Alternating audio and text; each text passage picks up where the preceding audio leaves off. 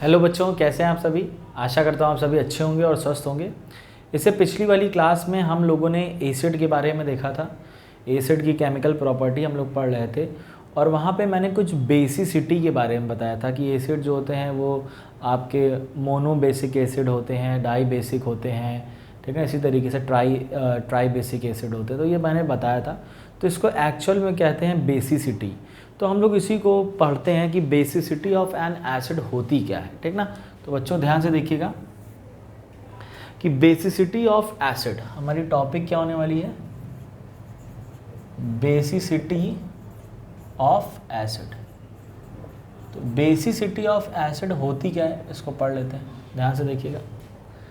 तो basicity of an acid में defined as the number of replaceable hydrogen atom, the number of replaceable hydrogen, the number of replaceable hydrogen atom present in an acid, hydrogen atoms present in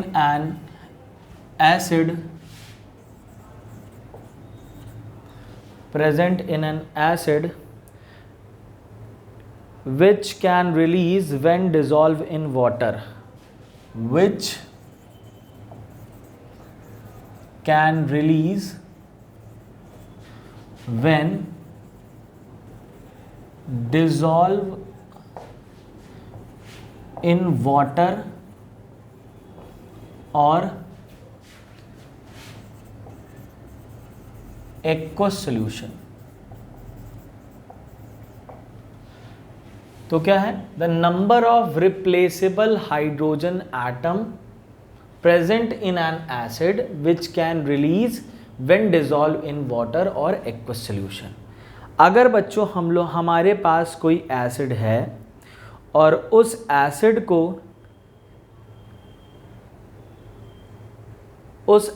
को बच्चों हम अगर water में डालते हैं, जैसे मान लीजिए मैंने एग्जांपल इसका देते हैं, कल पिछली क्लास में मैंने बताया भी था इसको।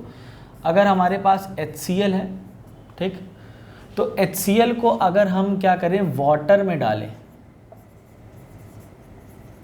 तो ये H+ और Cl- में ब्रेक हो जाएगा। तो यहाँ पर एक H+ निकल रही है जो एक OH- को न्यूट्रलाइज कर सकती है। OH- क्या होता है, बेस। अभी आप समझिए क्या OH- क्या होता है, बेस में होता है। तो ये 1 H+ निकल रहा है तो ये एक OH- को जाके न्यूट्रलाइज करके वाटर बना सकता है, क्योंकि वाटर कैसे बनता है, एक H+ और OH- के कॉम्बिनेशन से वाटर बनता है, ठीक ना। तो H2O इस तरीके से बनता है। तो यहाँ पर एक H+ तो एक OH- को ये क्या करेगा, न्यूट्रलाइज कर सकता है। तो यहाँ पर हम लोग लिख सकते हैं कि इट कैन, यहाँ पर आपको ओनली H+ आयन रिलीज, यानी कि यहाँ पर एक H+ आयन रिलीज हो रहा है, वन H+ आयन रिलीज हो रहा है। इस वजह से हम इसको बोलेंगे मोनो बेसिक एसिड। पिछली क्लास में मैंने बताया था फिलहाल इसको, ठीक ना। अगर दूसरा एसिड ले लेते हैं, मान लो H2SO4 लेते हैं, इसको वाटर में डिसॉल्व कराते हैं तो 2H+ और SO4 डाई नेगेटिव, इसका मतलब क्या होता है, ये हो जाएगा डाई बेसिक एसिड हो जाएगा। इस तरीके से H3PO4 इसको वाटर में डिसॉल्व कराओगे, यहाँ पर आपको देखने को क्या मिलेगा, यहाँ पर आपको 3H+ आयन प्लस PO4 3-, तो इसलिए क्या होगा, ट्राई बेसिक एसिड हो जाएगा। Tri basic, di basic, mono basic. ये बेसिक इसलिए यूज होता है कि ये 2 OH को न्यूट्रलाइज करेगा, ये 3 को करेगा, इसलिए try basic acid, mono basic acid. किसको, HCl को, डाई इसको और ट्राई इसको। क्लियर है बात। इसी को बोला जाता है बेसिसिटी ऑफ एसिड। तो हमेशा याद रखना, किसी एसिड की बेसिसिटी ही होती है, यानी अम्ल की क्षारकता होती, किसी अम्ल की क्षारकता हम लोग निकालते हैं, यानी कि बेसिसिटी ऑफ एसिड। और एसिड की क्या होती है, बेसिसिटी। इसी तरीके से बेस की क्या होगी, उसकी एसिडिटी होगी। हमेशा याद रखना, उसकी क्या होगी, एसिडिटी होगी। क्लियर है बात ना। एसिड की बेसिसिटी और बेस की एसिडिटी। ठीक, तो इसीलिए हम लोग लिखते हैं बेसिसिटी ऑफ एन एसिड, मतलब number of replaceable hydrogen atom present in a acid when we dissolve it into a water. ठीक ना। तो या फिर हम इसको ऐसे भी कह सकते, which can release when dissolve in water, जो तभी निकलेगा जब पानी में आप इसको रिलीज करोगे। आप ऐसे ओवरऑल छोड़ दोगे तो H+ आयन रिलीज नहीं होने वाले। क्लियर है बात ना। चलिए ध्यान से देख लीजिए, देख लिया, इरेज करते हैं, आगे बढ़ते हैं। अगली जो बात हम लोग पढ़ेंगे,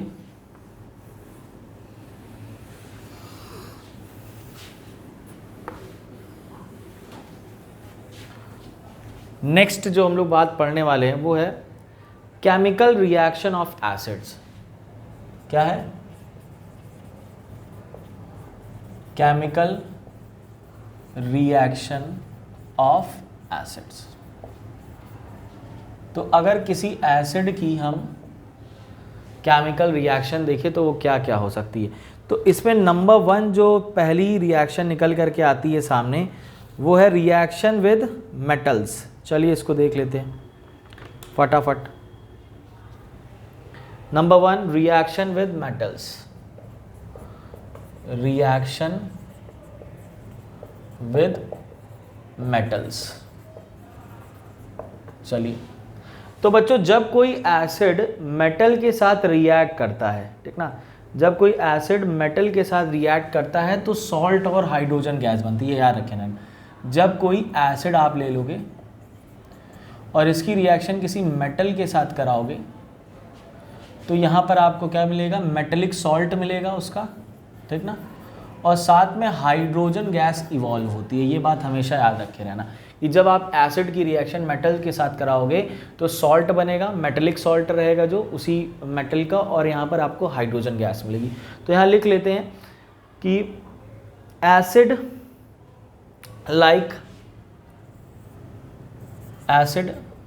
लाइक डाइल्यूट HCl और H2SO4, दोनों में से कोई भी हो सकता है।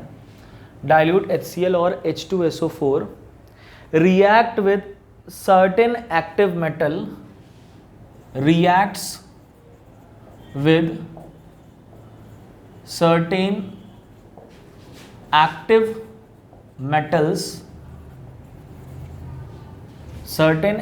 metals, to form salt, to form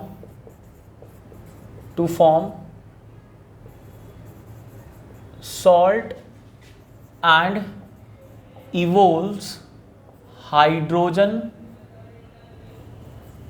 gas,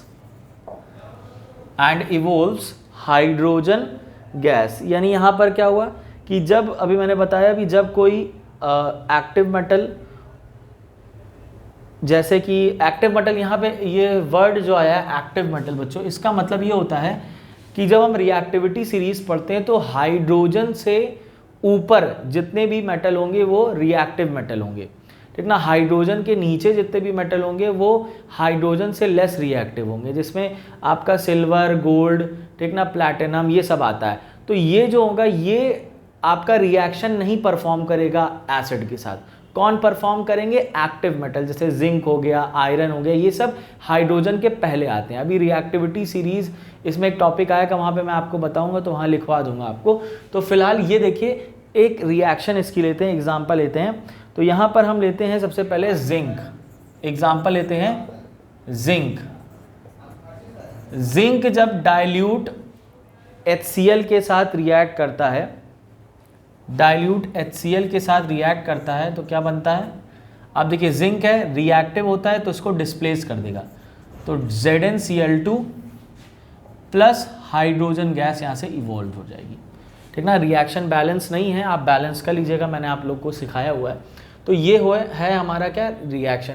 इसी तरीके से अगर हम सोडियम ले लेते हैं और सोडियम की रिएक्शन करा दी जाए, ठीक ना, एसिड के साथ, मान लो H2SO4 के साथ करा दें, ये भी एसिड क्या होती है, डाइल्यूट है। तो डाइल्यूट एसिड मतलब कि प्योर फॉर्म में नहीं होगी, कंसनट्रेटेड होगी, पानी मिला होगा, तो इस वजह से डाइल्यूट कहते हैं। कंसनट्रेटेड यानी प्योर फॉर्म होता है, तो इसके साथ रिएक्ट कराएंगे तो हम बनेगा Na2SO4 प्लस हाइड्रोजन गैस यहाँ से इवॉल्व हो जाएगी। तो पहली रिएक्शन ये आपकी है, हमेशा याद रखिएगा कि रिएक्शन विद मेटल में जब कोई एसिड, और कौन सी acid, dilute acid like HCl और H2SO4, ये जब मेटल के साथ रिएक्ट कराते हैं तो सॉल्ट और हाइड्रोजन गैस इवॉल्व होती है। ये उन्हीं मेटल के साथ रिएक्ट करेंगे जो हाइड्रोजन से एक्टिव होंगे, ठीक ना, क्लियर है।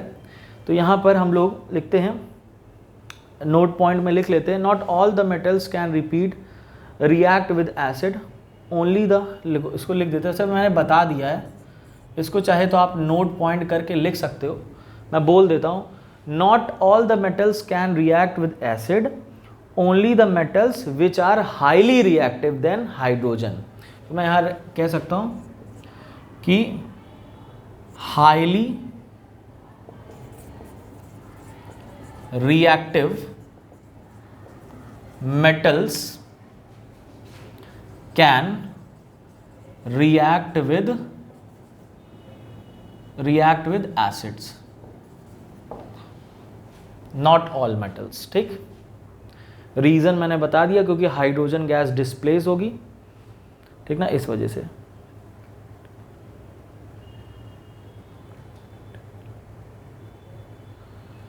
चलिए, यहाँ पर बच्चों आप देख रहे होगे कि हाइड्रोजन गैस इवोल्व हो रही है, हाइड्रोजन गैस निकल रही है रिएक्शन में, आपने देखा है। तो ये हाइड्रोजन गैस के लिए हम लोग एक टेस्ट करते हैं, तो इसको देख लेते हैं, test for hydrogen gas, test for hydrogen gas. तो हाइड्रोजन के लिए हम लोग किस तरीके का टेस्टिंग करते हैं बच्चों? सबसे पहले मान लीजिए मैं आपको बता देता हूँ, जैसे मान लो एक बीकर लिया, उसमें एसिड रखा और मेटल डाल दिया, ठीक ना। मेटल जैसे ही आपने डाला, रिएक्शन शुरू हो जाएगी, इवोल्यूशन ऑफ हीट के साथ साथ यहाँ पे आपको इवोल्यूशन ऑफ गैस दिखने लगेगी। आप क्या करिए उस टाइम, एक स्टैंड में आप इस तरीके से टेस्ट ट्यूब को इन्वर्टेड करके, उल्टा करके यहाँ पे ऐसे लगा लीजिए, और गैसेस जो निकलेंगी वो आपकी इस टेस्ट ट्यूब में फिल हो जाएंगी, भर जाएंगी। फिर आपको क्या करना है, इस टेस्ट ट्यूब को सीधा करना है और लाइटर से या कैंडल की मदद से आपको इसके माउथ पर उस आग को, फ्लेम को लेके जाना है। तो यहाँ पर आपको एक पॉप साउंड आएगा, ठीक ना। पॉप साउंड के साथ फ्लेमेबल होगी, ये जलती हुई आपको नज़र आएगी हाइड्रोजन गैस, इसीलिए इसको हम लोग इसको हाइड्रोजन टेस्ट इसी तरीके से कहते हैं। मेन क्या होता है, पॉप साउंड आती है। क्या आती है? Pop sound. इस तरीके से कुछ आएगी आवाज़ में, तो ऐसे करके पॉप साउंड आती है, तो इसी को हम लोग पॉप साउंड कहते हैं, ठीक है। सुना होगा आप लोगों ने, इसको देखा भी होगा अगर स्कूल वगैरह में आप लोगों ने किया होगा। तो क्या होता है, यहाँ पे लिख सकते हो, hydrogen ignites in air with a squeaky pop sound. तो लिख देता हूँ मैं, hydrogen ignites in air with squeaky pop sound. तो पॉप साउंड के साथ आवाज़ करते हुए वो फ्लेमेबल जलते हुए बाहर निकलती है, ठीक ना। टेस्ट ट्यूब मैंने कैसे बता दिया टेस्टिंग आपको। तो ये हो गया हमारा पूरा रिएक्शन विद मेटल। तो जहाँ पर हम लोग ने क्या देखा कि जब कोई मेटल एसिड के साथ रिएक्ट करता है, सॉल्ट और हाइड्रोजन गैस इवॉल्व होती है। हाइड्रोजन गैस के टेस्ट के लिए क्या करना है, इसको हम लोग फ्लेम टेस्ट के नाम से भी जानते हैं। फ्लेम टेस्ट बताया, आप टेस्ट ट्यूब में कलेक्ट कर लीजिए, इग्नाइट कर दीजिए, जला दीजिए फ्लेम ले जा करके, तो आपको जलता हुआ स्क्वीकी मतलब एक इग्नाइट दिखेगा, जलता हुआ एक फ्लैश दिखेगा आपको, और साथ में पॉप साउंड होगी, ठीक है। क्लियर है? एक फ्लेम आपको दिखेगी जलती हुई और पॉप की साउंड भी आएगी। क्लियर है? समझ में आ गई बात? चलिए नेक्स्ट हम लोग पढ़ते हैं, रिएक्शन विद बेसिस। स्क्रीनशॉट ले लीजिएगा, मैं इसको इरेज कर रहा हूँ।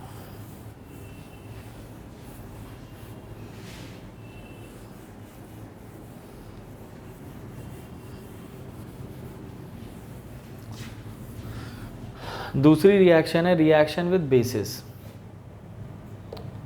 Reaction with basis.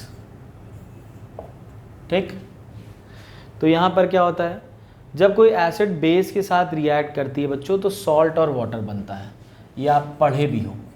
जब कोई एसिड बेस के साथ रिएक्ट करती है तो सॉल्ट और वाटर बनाती है। इस रिएक्शन को हम लोग न्यूट्रलाइजेशन रिएक्शन कहते हैं, बहुत फेमस रिएक्शन है, ठीक ना, आप सभी लोग जानते हो। तो when acid reacts with base to produce salt and water, this reaction an acid neutralizes a base, so acid reduce the effect of a base, thus the reaction is known as neutralization reaction। तो यहाँ पर क्या होता है, यहाँ पर acid base के effect को न्यूट्रल कर देता है या बेस एसिड के इफेक्ट को न्यूट्रल कर देता है और दोनों वाटर बना लेते हैं, इसीलिए इसको न्यूट्रलाइजेशन रिएक्शन कहते हैं बच्चों, ठीक ना। तो मैं यहाँ पर इसमें 2-3 लाइन लिख देता हूँ कि in this reaction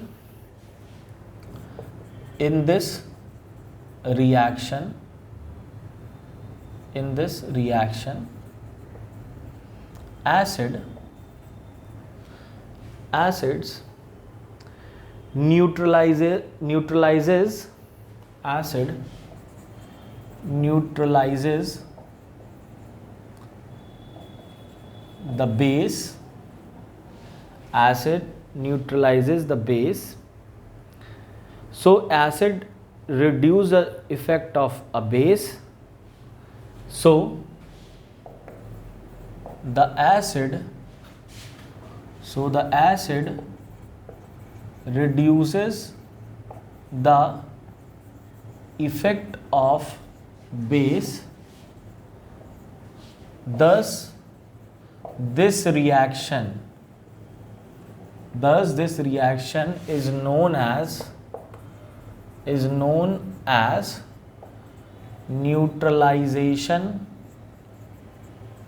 neutralisation reaction. तो इस तरह से ये अभिक्रिया क्या कहलाती है, न्यूट्रलाइजेशन रिएक्शन कहलाती है। तो आपको पता है when an acid reacts with base it produce salt and water, वो सॉल्ट न्यूट्रल सॉल्ट होगा, ठीक ना, क्योंकि ये प्रोसेस ही क्या है, न्यूट्रलाइजेशन प्रोसेस है। यहाँ पर आपको एसिड बेस का इफेक्ट कम करता हुआ नजर आएगा, चाहे उसके रिस्पेक्ट से बोल दो कि बेस एसिड के इफेक्ट को कम करता हुआ नजर आएगा। फिलहाल हम पढ़ रहे हैं एसिड के बारे में, तो एसिड को हम प्रेफरेंस मान करके ये हम स्टेटमेंट लिखेंगे, ठीक ना। तो एसिड क्या करता है, बेस के इफेक्ट को न्यूट्रलाइज कर देता है, इसलिए इस रिएक्शन को न्यूट्रलाइजेशन रिएक्शन कहते हैं, ठीक ना। चलिए रिएक्शन के कुछ एग्जाम्पल लिख लेते हैं। तो HCl बच्चों जब NaOH के साथ रिएक्ट करता है तो यहाँ पर आपको देखिएगा डिस्प्लेसमेंट रिएक्शन होगी, तो NaCl बनेगा, ये H और OH मिल करके क्या बना लेंगे, वाटर बना लेंगे यहाँ पर। तो ये न्यूट्रलाइजेशन रिएक्शन हो गई। इसी के साथ अगर हम लिखें H2SO4 की रिएक्शन आप करा दीजिए बेस के साथ KOH, तो यहाँ पर आपको लिखेगा K2SO4 प्लस H2O। क्लियर है बात ना, बैलेंस कर लीजिएगा, बैलेंस रिएक्शन नहीं है, ठीक ना। क्लियर है इतनी बात, क्लियर है, समझ गए होंगे आप लोग। चलिए नेक्स्ट रिएक्शन लिखते हैं। Next third reaction,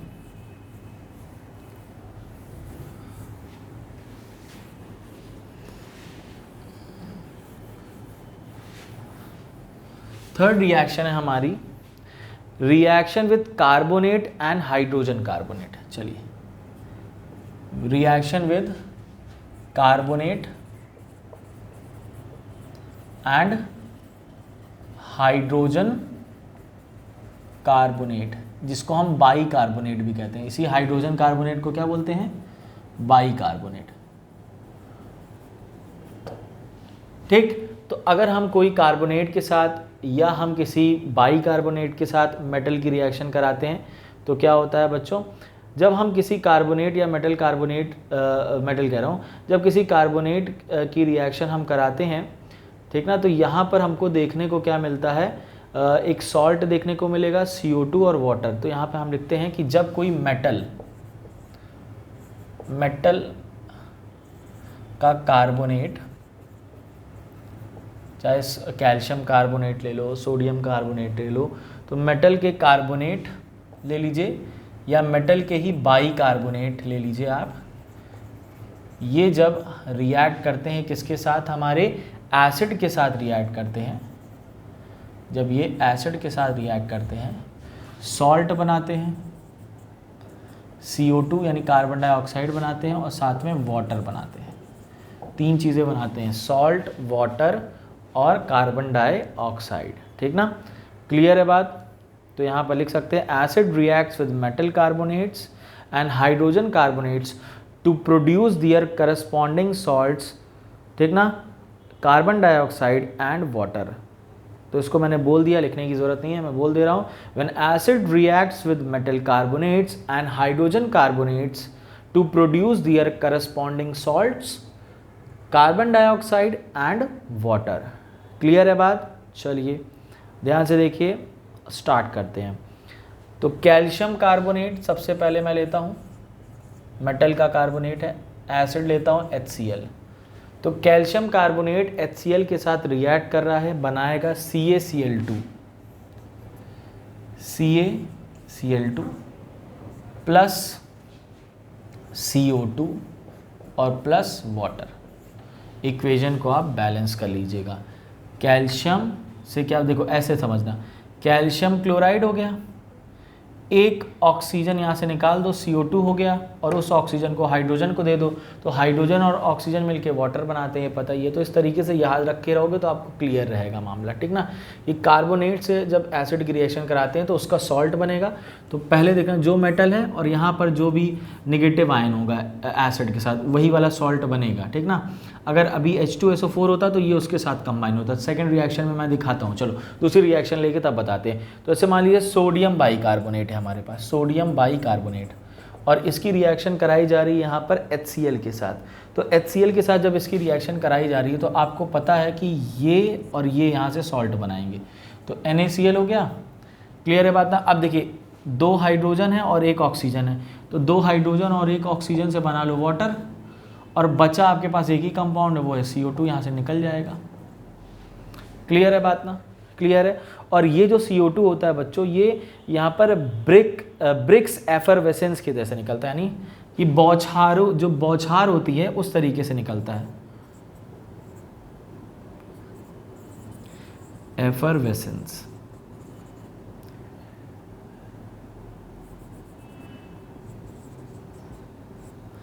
BRICS effervescence,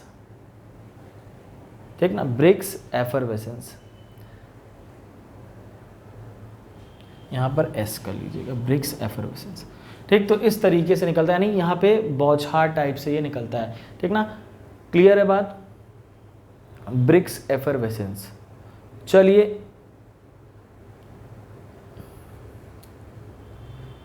यहाँ पर एक टेस्ट भी दिया हुआ है तो उसको भी देख लीजिए, टेस्ट फॉर CO2 गैस।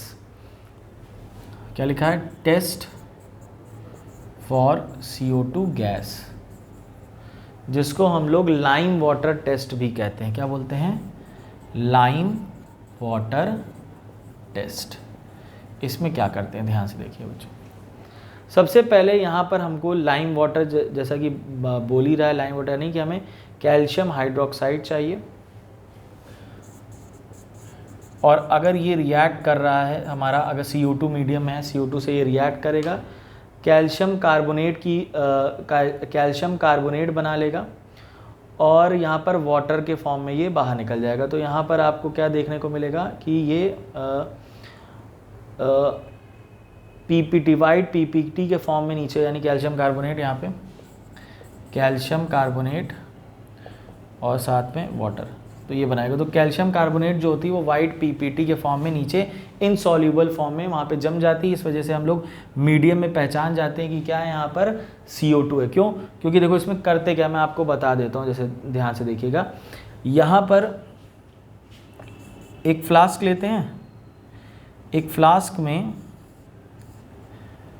आपकी क्या CaOH का ट्वाइस लाइम वाटर को रख दिया जाता है। अब इसको कनेक्ट कर दिया जाता है एक टेस्ट ट्यूब से, जहाँ से CO2 निकल रही थी। अब CO2 यहाँ से ट्रैवल करेगी, इसके अंदर चली जाएगी। तो जैसे ही CO2 इसके अंदर जाएगी तो यहाँ पर एक वाइट PPT होता है इनसॉल्यूबल सॉल्ट। बेटा ये घुलते नहीं है। वाइट PPT मतलब होता है प्रेसिपिटेट। ये वाइट प्रेसिपिटेट के फॉर्म में यहाँ जम जाएंगे, जिससे इस पूरे मीडियम का जो कलर होगा वो वाइट हो जाएगा, मिल्क के जैसा हो जाएगा। इस वजह से यहाँ पर हम लोग कहते हैं कि इस तरीके से हम लोग लाइम वाटर टेस्ट करते हैं और बता सकते हैं कि यहाँ से निकलने वाली गैस कौन सी है, CO2 गैस है, क्योंकि रिजल्ट हमारा वाइट PPT हुआ है, यानी कैल्शियम कार्बोनेट बना जो नीचे जा करके जम गया है। क्लियर है बात ना? क्लियर है? समझ में आ रही होगी आप लोगों को बातें? चलिए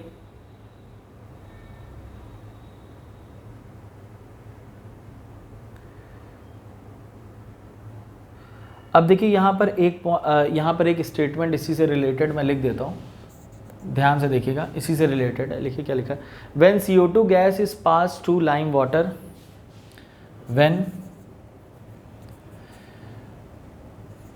CO2 gas is passed through lime water, it turns milky due to the formation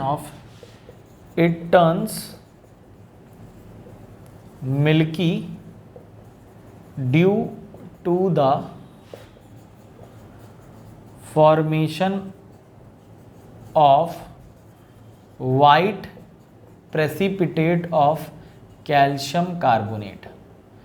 white precipitate of calcium carbonate के कारण वो क्या हो जाती है, हमें मिल्कीनेस अपीयरेंस यहाँ पर आ जाता है मीडियम का। अब यहाँ पर नोट करके एक बात और लिखिएगा बच्चों, मैं यहाँ पर इसको इरेज करता हूँ, ये वाली बातें, ये वाला ध्यान से देख लीजिए, स्क्रीनशॉट लेना हो ले लीजिए, फिर मैं इरेज कर रहा हूँ इसको। अब क्या है वो बात, ध्यान से देखिए कि अगर हमारे पास CO2 ज़्यादा होती बच्चों, नोट करके लिखिएगा, if CO2 is passed in excess, यानी ज़्यादा मात्रा में होती है CO2, तब क्या होता है? तो ज़्यादा मात्रा में जब CO2 होती है, milkiness disappears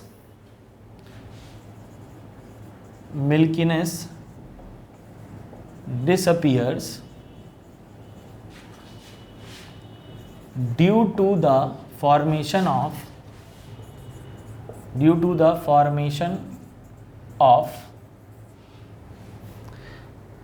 calcium bicarbonate which is soluble in water।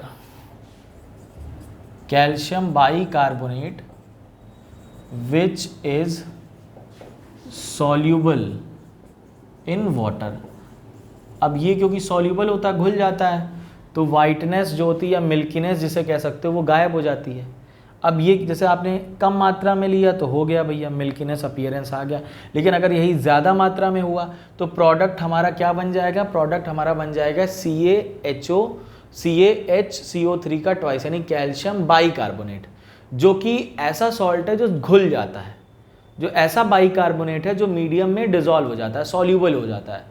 ये सॉल्यूबल नहीं था, ये PPT थी, प्रेसिपिटेट था, ये इनसॉल्यूबल था, इनसॉल्यूबल, इस वजह से नीचे प्रेसिपिटेट के फॉर्म में जम गया और जिसके वजह से सॉल्यूशन का कलर क्या हो गया था, मिल्कीनेस, सफ़ेद दूधिया रंग का हो गया था। लेकिन अगर ज़्यादा CO2 रहती है तो ये ना बन करके ये बनता है और इसकी वजह से पूरा मिल्कीनेस गायब हो जाती है, क्योंकि ये सॉल्यूबल होता है। ये बात हमेशा नोट पॉइंट करके लिखे रहिएगा,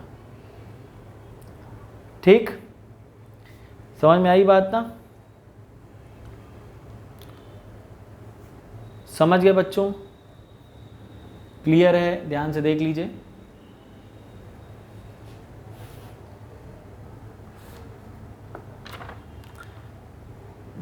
ध्यान से देख लीजिए बच्चों।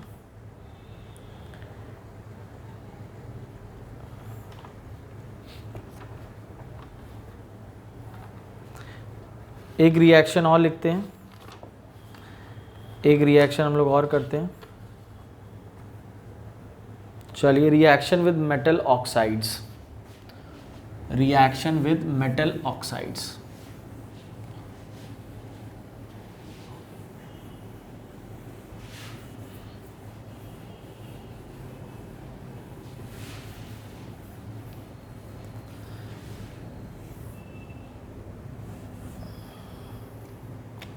फोर्थ रिएक्शन है reaction with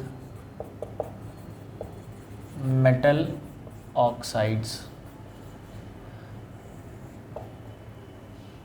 reaction with metal oxides. चलिए इसमें देखते हैं।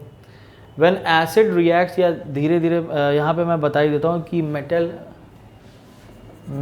का ऑक्साइड अगर होगा तो वो अगर एसिड के साथ रिएक्ट कर देगा तो यहाँ पर बच्चों साथ में आपका सॉल्ट और वाटर, यहाँ पर भी क्या बनता है, सॉल्ट और वाटर की फॉर्मेशन होती है। याद रखिए कोई भी मेटल का ऑक्साइड होगा एसिड के साथ रिएक्ट करेगा, सॉल्ट और वाटर बनेगा।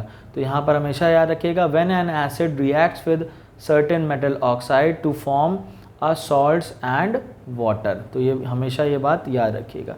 चलिए जैसे यहाँ पे मैं एक रिएक्शन लेता हूँ Na2O, मेटल का ऑक्साइड है, एसिड ले लेता हूँ HCl और इसके साथ ये रिएक्ट कर रहा है। तो HCl के साथ ये रिएक्ट कर रहा है तो साफ साफ आप देख रहे हो ये Na और ये Cl है, तो सॉल्ट बनेगा NaCl और वाटर आपको पता है H2O, यहाँ से फॉर्मेशन हो जाएगी। तो ये हमारा रिएक्शन हो गई। क्लियर है बच्चों, इतनी बातें समझ में आ गई? क्लियर है? एक रिएक्शन और ले लेते हैं। इसी तरीके से कैल्शियम ऑक्साइड ले रहा है, कैल्शियम ऑक्साइड है H2SO4 के साथ रिएक्ट कर रहा है, तो कैल्शियम सल्फेट बनेगा और वाटर बनेगा। ये बात एक अभी जान लीजिए कि जितने भी, नोट करके मैं लिख देता हूँ, जितने भी मेटल के जो ऑक्साइड होते हैं जैसे Na2O हो गया, CaO हो गया, इसके अलावा आपका हो गया पोटेशियम का ऑक्साइड हो गया, ठीक ना, कैल्शियम का ऑक्साइड हो गया, ये सभी के सभी जितने भी मेटल के ऑक्साइड है, सोडियम का ऑक्साइड हो, ये सभी बेसिक नेचर के होते हैं। कैसे नेचर के होते हैं? बेसिक नेचर के होते हैं जितने भी मेटल के ऑक्साइड रहते हैं। अभी कुछ एक्सेप्शन भी आएंगे, वहाँ पर हम लोग बात करेंगे, ठीक ना, जब आगे की बात होगी वहाँ पर हम लोग बात करेंगे। लेकिन अभी आप फिलहाल जानिए जितने भी मेटल के ऑक्साइड होते हैं वो किस नेचर के होते हैं? बेसिक नेचर के होते हैं। तो मेटल के ऑक्साइड कैसे होते हैं बच्चों? बेसिक नेचर को लिख लीजिएगा। Metal oxides are basic in nature, ठीक ना। तो नॉन मेटल के ऑक्साइड कैसे होंगे? तो नॉन मेटल के जो ऑक्साइड होंगे जैसे CO2, SO2, NO2, ये सब नॉन मेटल होगी। नाइट्रोजन, सल्फर, कार्बन, ये सब नॉन मेटल होगी। तो नॉन मेटल के ऑक्साइड कैसे होंगे बच्चों? एसिडिक नेचर के होंगे। तो यहीं पे मैं बता देता हूँ, आगे इसका बहुत काम आने वाला है ये, ठीक ना, आगे के टॉपिक्स में बहुत काम आएगा। तो ये बात याद रखिएगा, मेटल के ऑक्साइड बेसिक नेचर के होते हैं जबकि हमारे नॉन मेटल के ऑक्साइड एसिडिक नेचर के होते हैं। क्लियर है बात? क्लियर है? ध्यान से देख लीजिए, हम लोग आज केमिकल प्रॉपर्टी पढ़े थे, सारी की सारी केमिकल रिएक्शंस पढ़े थे एसिड्स की। तो आज के लिए हम लोग इतना ही करते हैं। नेक्स्ट वीडियो में हम लोग बेस की बात करेंगे, तो उसको बेस को स्टार्ट करेंगे, ठीक। तब तक के लिए थैंक यू बच्चों, बाय।